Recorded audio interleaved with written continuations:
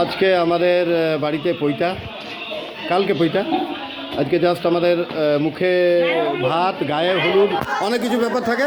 তো আজ দেখুন আমাদের মহিলা মণ্ডলী দেখে, মানে আমাদের বৌদি, আমাদের কাকিমা, আমাদের মায়েরা সবাইকে জয় শ্রীরামের একটা করে সম্মানপত্র দেওয়া হয়েছে। কারণ মহিলা ছাড়া এই সমাজ অন্ধকার।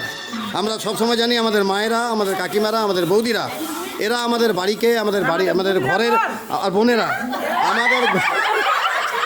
আমাদের ঘরটাকে পুরো বেঁধে রেখেছে, পুরো ভট্টাচার্য খানদানটাকে, পুরো বংশটাকে।